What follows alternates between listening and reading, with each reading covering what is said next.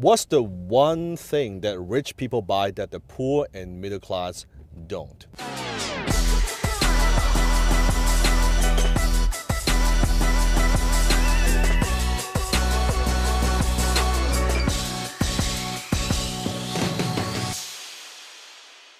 So you see it on Instagram, you see it on Facebook, sometimes you see it on YouTube, that you see them, the rich people, they have these nice watches, and they drive the Lamborghini, the Ferrari, the Bentley, they stay in luxurious hotels, they have like huge houses and all these things that they buy. And that's what people see, rich people, that's what they have. But that's not actually what got them there, right? So what do they actually buy? Rich people, one thing that they buy is they buy assets that the poor and the middle class don't. Now, what are assets? I'm talking about income producing assets. Assets that appreciate, assets that would make them money. So example, it could be a real piece of real estate. It could be an apartment building. It could be a company. It could be stock. Any assets, investments that would put money in their pocket. Versus poor and middle class, what do they buy? They buy liabilities. If you study a little bit about Robert Kiyosaki's The Rich Dad Poor Dad, you know that the definition of assets is it's assets, it's things that put money in your pocket. And most middle class, they buy liabilities such as their home, their primary residence, that they think is asset, which is not, because assets are supposed to make you money while you sleep, versus liabilities is to eat you. It takes away money from you while you sleep. And you look at poor and middle class, you look at their financial statements, very often they have very little or no assets, zero assets, and they have a lot of liabilities, their home, their car, and all that stuff, but they have very little assets. So rich people, we buy assets first, then the assets buys our luxuries, versus the other way around. I'll give you a perfect example. So instead of asking yourself that, saying to yourself, I can't afford that, it's too expensive. Rich people, that's not how we think. That's a very low level poor person mentality. I can't afford it, right? Rich people, we ask the question, not only how can I afford it, but how can I make this make me money? How can I make this make me money? So instead of thinking, so let's say for this car, so I could have just buy this Bentley anytime, but I waited for a period of time because I set a goal and say, okay, instead of just buying a liability, I need to buy the asset first.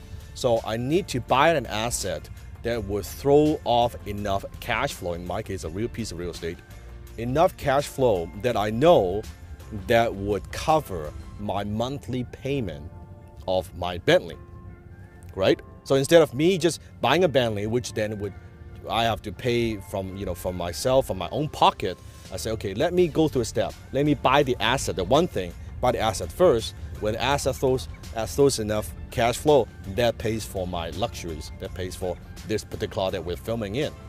So even though when this car, I might change 2-3 years, when I no longer drive it, when I sell it, whatever it is, guess what? I still have the asset that's working for me. That's the difference. Rich people, we buy nice things. We buy the nicest things. The difference is we don't want to use our own money. We buy the assets first, we invest first, we buy the investments first, then we buy liabilities. The definition of rich people, the rich is very simple. Rich people, we are entrepreneurs who invest.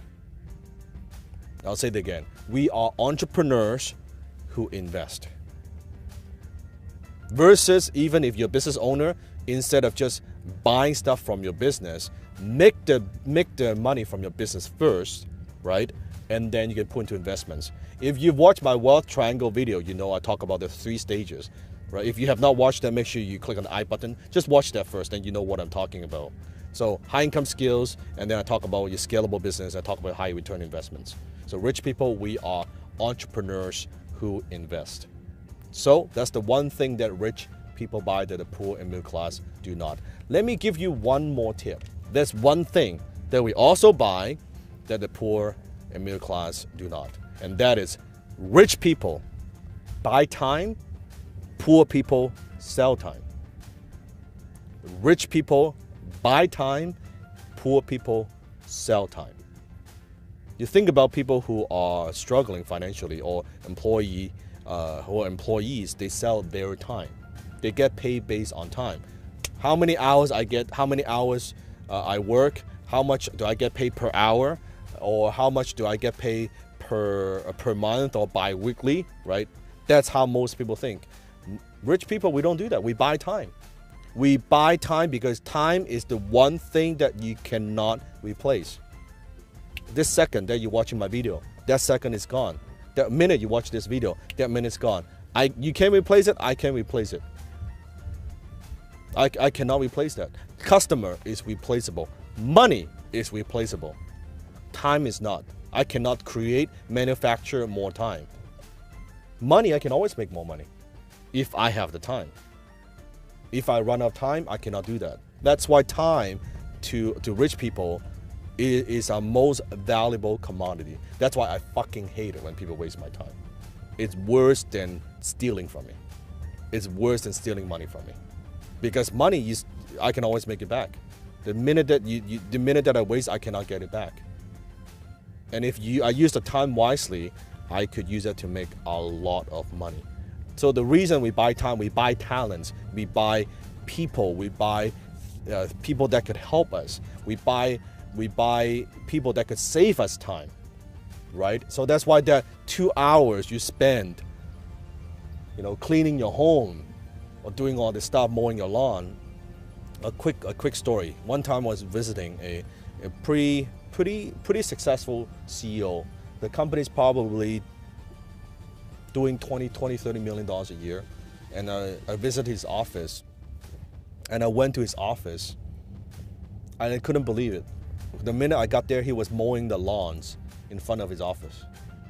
I'm like, what the fuck was that? Right there, it tells me, my God, this CEO does not value his time. The 2 hours he spent mowing the lawns, like he could not have found better things to do. He could not have found better ways to invest his time. He couldn't find a better way to utilize his talents. He's mowing the fucking lawn, seriously, right? It makes no sense. When I talked with him, I was giving him a hard time, right? So rich people, we don't just think of return on investment. That's one of the words that you got to learn. ROI, we think in terms of return on investment, your assets, your liability, but we also think in terms of return on time invested. Return on ROTI, return on time invested. That I invest this time doing this thing, what's my return, right? So I know if I spend 2 hours watching a movie, that movie didn't just cost me $20, $30, $40. That movie cost me thousands of dollars, if not tens of thousands of dollars. Then I know that when I watch a movie, I have to ask myself, not that I don't watch movies, I love watching movies, right? But I know also realistically that is not a $40 thing, right? That cost me tens of thousands of dollars. So then I ask myself, okay, it's the escape, is that experience, is that worth that kind of money? And I look at that and I say, okay, you know what, it is. It is. That if I'm taking the time off and spending my family, that hour costs me money, but I'm willing to spend that. Very consciously. Versus people have no concept. Very consciously, I know that I'm investing my time that's worth X amount of dollars with spending I'm not trying to make money from this hour or 2 hours. I am spending with them. I am investing in that time. And when you think of it that way, guess what? You'll be more present. That's why every time I watch a movie, rarely I say a movie is like, oh, it's so bad. No, it's okay. At least I can justify a little bit mentally that shit, this movie just cost me fucking $20,000. It's pretty good, right? It's not $40, it's $20,000 of my time, right? So, joking aside, but that's what it is. You got to think of it that way, how you value your time. So that's what rich people do. Rich people buy time, and if you don't value your time, you're not going to be successful. You have to value your time. Everything. Bill Gates has his appointment booking 6-minute increment. 6-minute increment in his calendar.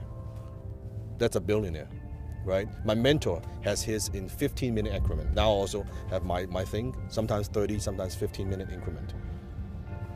How you manage your time, how you invest your time, your most valuable investment that you have. So there you go. That's what rich people buy. The one thing that they buy that the poor and middle class that they don't. Don't look at just what they have, the fancy car, and that's the thing. Before we go. Because maybe when you had no money, you've been struggling for so long, you have been working hard for so long, and suddenly when you make a little bit of money, and you all the image that you have about rich people, all the nice thing, the nice car, all the things that they have, suddenly you make a little bit of money. I'm not talking about a lot of money, a little bit of money, and you say, I want to fucking, I've worked 15, I've waited 10 to 20, 30 years for this. Fuck it, I want that life. And you go spend the money. And you think by spending that money, that makes you rich, that makes you fucking poor. That doesn't make you rich. You only see the service, you see the result, you see the outcome, you don't look at the fucking process. Look at how they got rich. They buy the assets first. Before they buy their fancy watch, they buy the investment. The investment makes them money, then they buy the fancy watch. But you don't want to do that. You suddenly make a little money because you're so fucking insecure. You got a big fucking ego. You want to show the world, you want to show your family that you fucking quote unquote made it, which you haven't. You want to look rich versus be rich. You go buy that fucking watches. You know what? You wear that watch and you thought you fucking made it. Everybody thought you made it. You did not make it. You just made yourself poor. Poorer.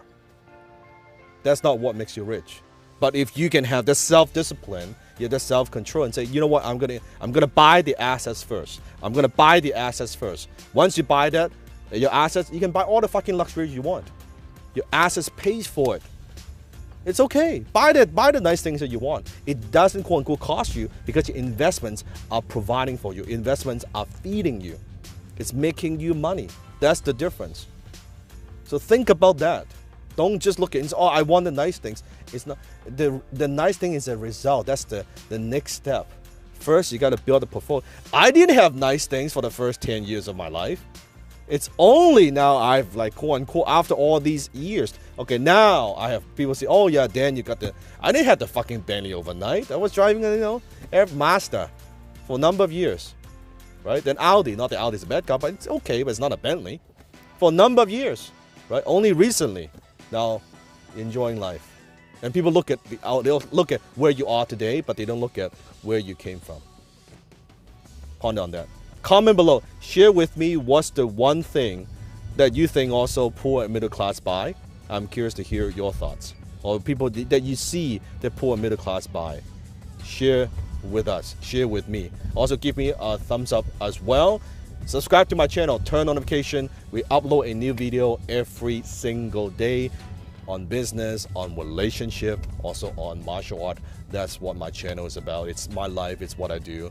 Just like this, going to downtown, getting stuck in traffic, and answer your questions. That's a good return on time invested. Even in the car, and just stuck in traffic, I'm making a fucking video for you, right?